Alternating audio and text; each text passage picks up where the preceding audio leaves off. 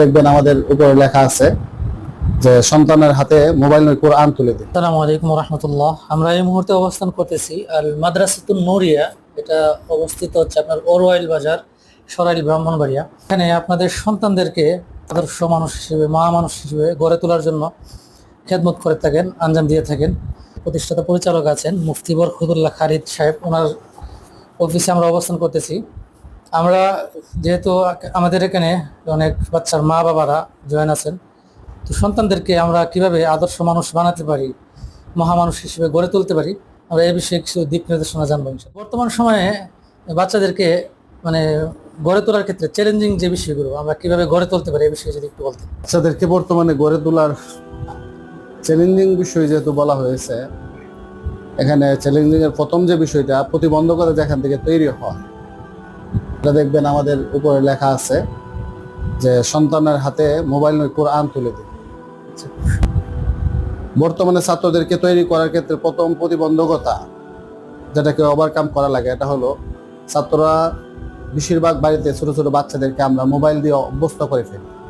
একটা বাচ্চা জন্মের পর থেকে যখন তাকে টুকে টুকে খাবার দিতে পারে মা বাবা, তখনই সামনে মোবাইল, বিভিন্ন কার্টুন, বিভিন্ন বিষয়, নাটক, এই সমস্ত বিষয় দেখে সে অভ্যস্ত হয়, বড় হয়ে ওঠে। তখন তাকে যখন মাদ্রাসায় দেওয়া হয়, তখন মাদ্রাসায় দেওয়ার পর সর্বপ্রথম যে ক্ষতির কারণটা হয় যে সে মাদ্রাসায় থাকতে চায় না। না থাকার কারণ কি? সে যেটা দেখে বড় হয়েছে সেটা সে আর পাইতেছে না। তখন তার কাছে মাদ্রাসার গণ্ডিটা, পড়াশোনাটা একটা কঠিন হয়ে যায়, কারণ তার শৈশবের বড় একটা সময় সে কাটিয়ে ফেলছে মোবাইলে অভ্যস্ত হয়ে। বর্তমান বাচ্চাদের কথা বলতেছে। অতীতে দেখা গেছে বাচ্চারা বিভিন্ন কারণ, মাদ্রাসা, বিভিন্ন পরিবেশগত বিভিন্ন সমস্যা, তারপর দূরত্ব ছিল, মা বাবা রেখে থাকা লাগলো, একটা পরিবেশের, একটা বাড়ির পরিবেশ, মাদ্রাসা পরিবেশ অনেক ডিফারেন্স হয়ে যেত। কিন্তু বর্তমানে বাড়ির পরিবেশের চেয়ে মাদ্রাসা পরিবেশ সুন্দর, তারপরে বাচ্চারা থাকতেছে না। তার মূল কারণ হইল যে এখানে সে বাড়িতে যে পরিবেশটার মধ্যে মোবাইল দেখে অভ্যস্ত হয়েছে, মা বাবা তাকে বাধা দিচ্ছে না। আমরা ছোট সময় দেখতাম যে পাশের বাড়িতে যদি টিভি দেখতে যাইতো, তখনও মা বাবা শাসাইতো, টিভি দেখবি কেন, এটা দেখা ভালো না। আর নিজের ঘরে তো টিভি আনাই যাইতো না। ইসলামী পরিবার যেগুলো ছিল, ইসলাম মাইন্ডে যে পরিবারগুলো চলতো, তারা এইগুলোতে অনেক দূরে রাখতো। তারপরও তার সন্তানদের তৈরি করাটা কঠিন হয়ে যেত। আর বর্তমানে এমন হয়ে গেছে যে মা বাবাই সন্তানকে বিভিন্ন ভাবে এই মানে ওই টিভি দেখা, তারপর নাটক দেখা, তারপর কার্টুন দেখা, ওই সমস্ত গুলাতে দেখিয়ে তাকে অভ্যস্ত করে ফেলে নিজের একটু আরামের জন্য। যে মোবাইল দিয়ে বসিয়ে দিল, বাচ্চা খাওয়াইতেছে, শেখাইতেছে, এটাকে মনে করতেছে সফলতা, যে আমার বাচ্চা সুন্দর করে খাওয়াইতেছে। যেমন গত কয়েকদিন আগে একজন অভিভাবক বলতেছে যে আমার বাচ্চারা তো আলহামদুলিল্লাহ বাড়িতে গেলে কোথাও বের হয় না, তাই না কোনো ফেরাশানি করা লাগে না। তখন আমি তাকে জিজ্ঞাসা করলাম কেন? ও বাড়িতে আসলে সে মাদ্রাসায় মোবাইল টিপতে পারে না, তো বাড়িতে আসলে মোবাইলটা পাইলে রুমেই সারাদিন থাকে, 10 দিন বন্ধ, সে 10 দিন রুমেই থাকলো, অথচ সে এটাকে গর্বের বিষয় মনে করতেছে। এই বাচ্চাটা 10 দিন যে মোবাইলটা ব্যবহার করলো, সে মাদ্রাসায় আসার পরে ওই দিকেই তার মনটা পড়ে থাকবে, কি দেখে আসলাম, নাটক দেখে আসলাম, ছবি দেখে আসলাম। আবার কখন বাড়িতে যাবে, আবার কখন মোবাইলটা নিয়ে পড়ে থাকবে, ওই নেশায় সে পড়ে আছে। তখন দেখে যে তার পড়া আগাইতেছে না, মাদ্রাসার কানুনগুলো মানতেছে না, সে খাবারের রুচি পাইতেছে না। এই ক্ষতিগুলা কিন্তু বাচ্চাদের হইতেছে।